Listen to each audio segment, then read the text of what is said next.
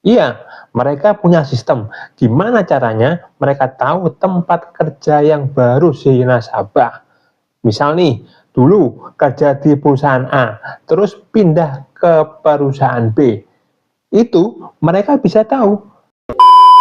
Lihat riwayat pinjaman saya di Kredit Pintar.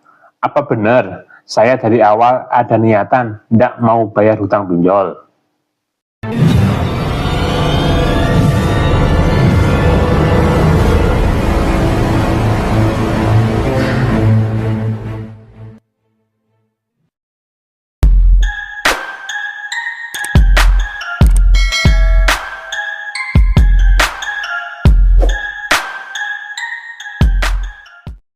Salam, Bajul gama lama, bantu pinjol nggak pakai lama. Apa kabar Sobat Bajul? Akhirnya, saya kembali menyapa teman-teman di sini. Setelah hampir 4 tahun saya vakum. Saya yakin, Sobat Bajul yang sudah lama ikutin channel ini dari awal, pasti sudah terlepas dari permasalahan pinjol. Nggak ada kalau-kalau lagi. Flashback ke belakang sebentar. Saya 2019 sampai 2020 sempat terjerat pinjol legal OJK sekitar 12 aplikasi lebih dan semuanya sampai sekarang masih galbay. Lah, galbay kok bangga? Punya utang pinjol nggak bayar kok bangga?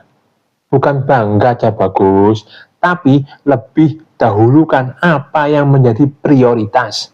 Toh, galbay pinjol nggak ada yang disita, nggak ada yang kita jaminkan. Beda lagi kalau kita punya utang di bank macam KPR perumahan atau kredit modal yang pakai jaminan sertifikat rumah BPKB kendaraan. Kalau kita galbay, ya hilang itu objek yang dijadikan jaminan. Di antara koleksi pinjol saya itu, ada yang sudah dicabut izin OJK-nya. Bahkan ada yang sudah bangkrut, sudah hilang aplikasinya dari Play Store atau App Store. Ngerinya, di antara aplikasi yang sudah dicabut izinnya oleh OJK itu, mereka bentuk tip penagihan atau DC selayaknya pinjol ilegal dengan menagih ke tempat kerja baru si nasabah galbay. Iya, mereka punya sistem. Gimana caranya mereka tahu tempat kerja yang baru si nasabah? Misal nih, dulu kerja di perusahaan A, terus pindah ke perusahaan B. Itu mereka bisa tahu. Telepon terus ke kantor yang intinya bikin orang di tempat kerja nasabah ini risih. Nah, nanti akan saya bahas di sesi tersendiri ya. Ditunggu aja. Karena semua yang saya bahas di sini saya sudah alami sendiri dan hadapi. Oke, kira-kira nih apa yang bakal terjadi bila kita galbay lebih dari 5 tahun? Koleksi pinjol OJK saya. Ini kalau saya klik atau buka satu persatu aplikasi yang ada di sini nih, yang awalnya sudah aman, tidak pernah dihubungin DC, ini nanti saya pasti akan mulai dihubungin lagi. Karena di sistem mereka ini tahu nih kalau saya lagi login aplikasi. Ada Kredit Pintar, Uangmi, ada kami, Easy Cash, Cairin, Pinjam Yuk, Kredinesia, Julu, Traveloka, Modal Nasional. Semuanya galbay antara 4-5 tahun. Yuk, kita intip mulai dari Kredit Pintar. Limit di aplikasi 0 ya? Iyalah. Udah lama, galbay lagi. Nah, ada tagihan angsuran di April dan Mei. Di sini keterangannya baru keterlambatan 360 hari atau 1 tahunan.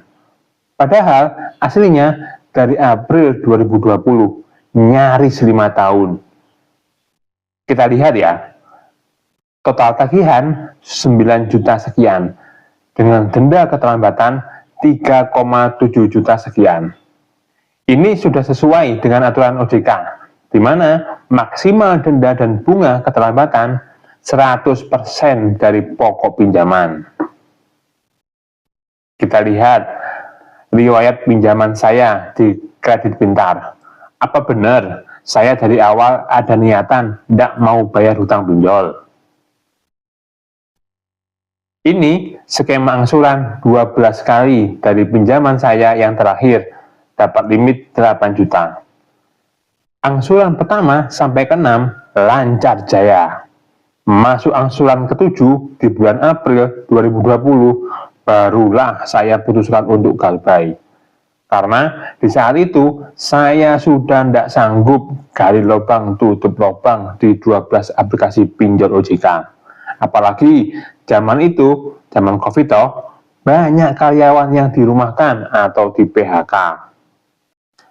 Boleh dilihat riwayat pinjaman saya sebelumnya di Kredit Pintar. Selalu taat bayar, makanya sampai dapat limit 8 juta. Nih, 2 percobaan pertama 1,2 juta ditolak. Turunin plafon jadi 600.000 untuk tenor 14 hari langsung di ACC. Bayar lunas sebelum jatuh tempo. 2 hari kemudian pinjam lagi di ACC lagi. Sampai 3 kali pinjaman dengan plafon 600.000 dengan tenor 14 hari terbayar dengan aman. Lanjut pinjam lagi. Dapat plafon 1,5 juta untuk tenor 28 hari. Dan masih bisa bayar lunas. Pinjam lagi 1,5 juta di ACC. Lunas juga tepat waktu. Ajuin lagi dong, naik plafon jadi 2 juta. Dengan tenor 28 hari. Masih bisa bayar lunas dong. Iyalah, sistem gali lubang tutup lubang demi BI checking tetap baik dan menyala bosku. Terakhir, saya ajuin lagi dong, ngetes plafon dong, dan pastinya pihak Kredit Pintar senang dong dapat nasabah macam saya yang lancar bayar tagihan pinjolnya. Lah, kok dapat plafon 8 juta, tenor 12 bulan? Ya disikat. Kalau dilihat histori pinjaman saya di Kredit Pintar, kalau sudah kejerat pinjol, kayak susah mau lepas, susah mau keluar. Padahal saat itu saya masih dapat bunga 0,8% per hari. Coba hitung, kalau tenor 30 hari, apa ndak 24% sendiri bunganya dari pokok pinjaman? Gimana dengan penagihannya? Pokoknya aman kalau Kredit Pintar. Dia ngikutin SOP penagihan OJK. Palingan telepon di nomor pribadi, nomor kontak darurat atau keluarga, telepon kantor, itu aja. Dan datang ke rumah. Siapin mental aja. Mereka kalau datang ke rumah, ramah kok. Nggak ada buat onar. Kesimpulannya, jangan pernah galbay kawan. Ya, jangan pernah galbay kalau masih dapat plafon receh. Sama-sama di blacklist BI checking, ya sekalian toh galbay plafon besar. Next, kita bahas aplikasi lainnya ya.